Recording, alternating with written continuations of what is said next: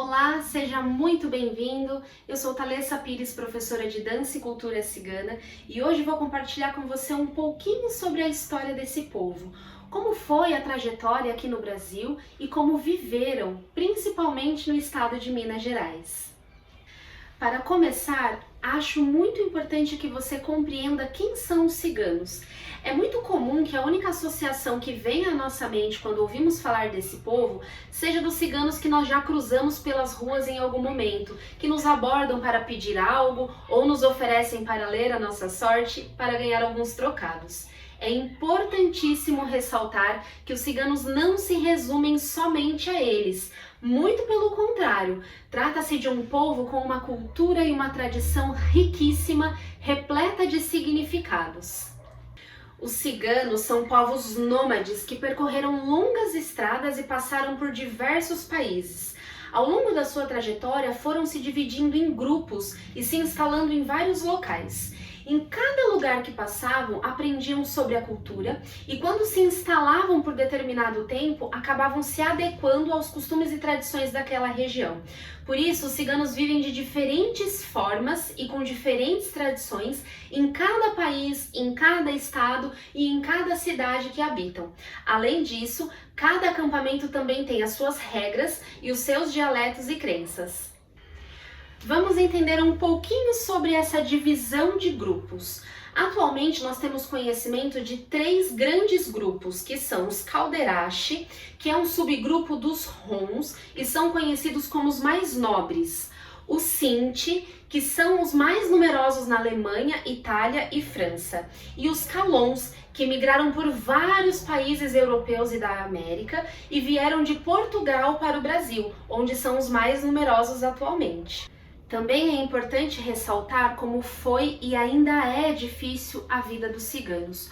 Um povo que sempre foi perseguido e durante toda a sua diáspora se depararam com preconceitos, exclusão social e até assassinatos. De modo geral, os ciganos são associados a pessoas desconhecidas e suspeitas. São julgados pelo seu estilo de vida, pelo tom de pele e até mesmo pela sua forma de sobrevivência. Só é julgado confiável o indivíduo que possui residência fixa. Um nômade não tem um morador que o conheça e o abone. Além disso, a prática de comércio através de venda e troca de animais, objetos diversos e até mesmo escravos antigamente fez com que ganhassem fama de ladrões e de pessoas perigosas.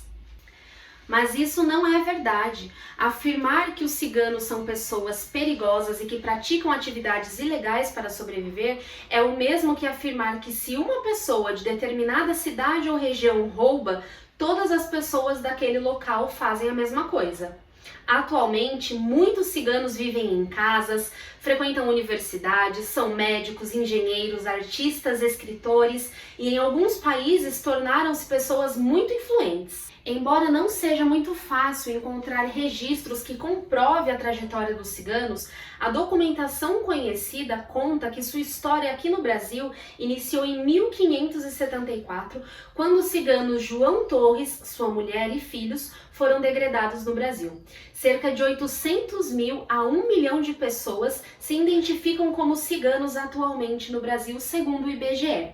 A comunidade em Minas Gerais está representada em sua maioria pelos Calons e estima-se que há cerca de 175 acampamentos em 127 cidades mineiras.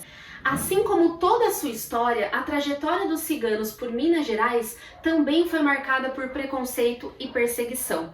Os primeiros documentos que temos registros são artigos contra os ciganos em Sabará e em Queluz em 1829.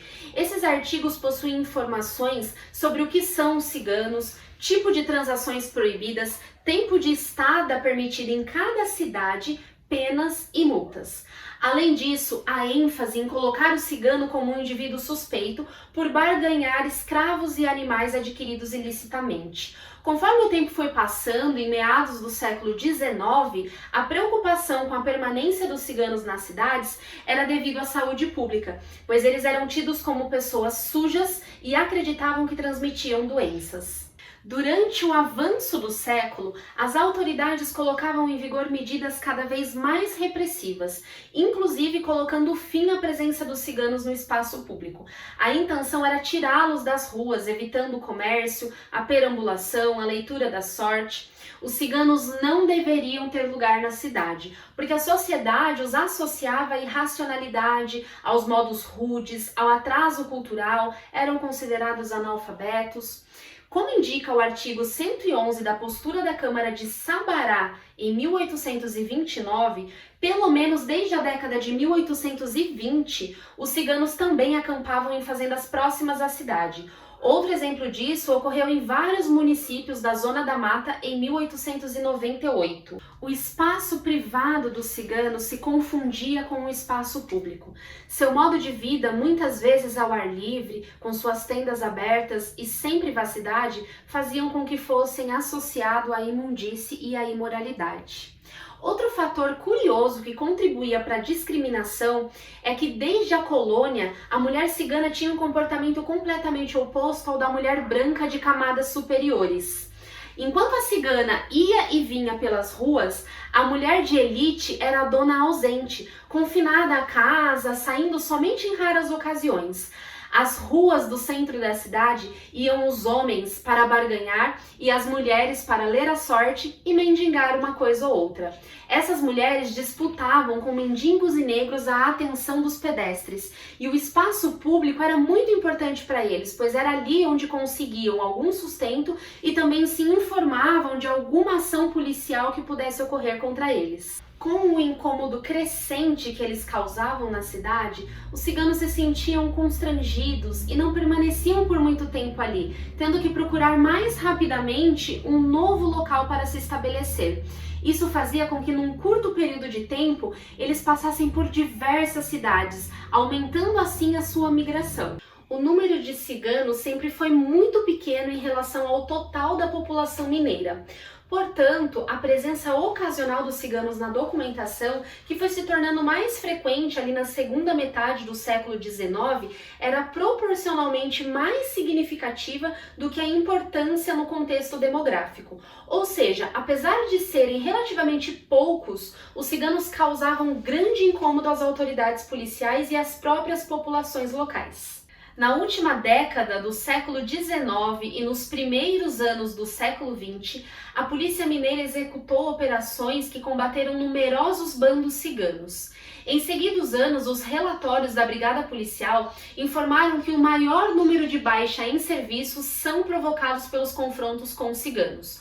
Muitas vezes, na documentação policial, fala-se que os ciganos estavam bem armados e municiados, mas é difícil crer que pobres ciganos tivessem mais armamentos e munições que a própria força policial. Enfim, ser cigano significava, no mínimo, estar sob suspeita.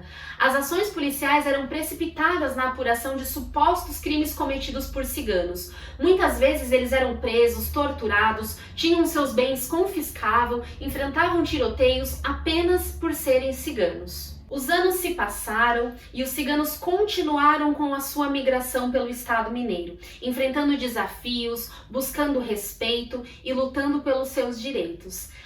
Hoje existem várias cidades com acampamentos ciganos instalados. Atualmente, algumas delas possuem um programa de política pública para esses povos, mesmo que não possuam acampamentos instalados. Aqui são mais de 22 municípios, como Belo Horizonte, Lagoa Santa, Ribeirão Neves, Timóteo, Contagem, entre outros. Inclusive, algumas dessas cidades possuem uma área pública específica destinada para os acampamentos. Apesar de toda a luta que esse povo enfrentou, aos poucos foram ganhando espaço e sendo reconhecidos, tendo seus direitos concedidos como trabalho, estudo para as crianças, em alguns casos até auxílios públicos para uma melhor condição de vida. O preconceito ainda existe, mas quanto mais informação as pessoas tiverem sobre os ciganos, mais fácil será a compreensão e a aceitação dessa cultura, entendendo que muito do que se conta sobre eles é mito, são histórias baseadas no passado. Assim como toda a sociedade evoluiu, com os ciganos não foi diferente. Eles também se adaptaram e se adequaram às regras, aprenderam a viver em sociedade e aprenderam a tradição e cultura local de cada região. E agora eu vou te apresentar um pouco sobre a dança cigana.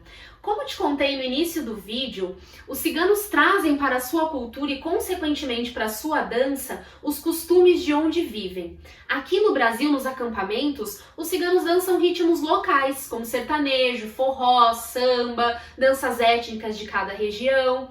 Porém, existe uma dança que é tradição entre eles, que passa de geração em geração, de pai para filho, e que é repleta de significados.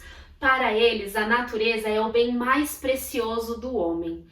A terra que nos abriga, o ar que respiram, a água que é fonte de vida e o fogo que prepara o alimento e aquece do frio o coração e a alma. Então, através de belíssimas canções inspiradas em Minas Gerais e com a linda paisagem da Cachoeira do Jaguari de Extrema Minas Gerais, te convido a prestigiar a dança cigana.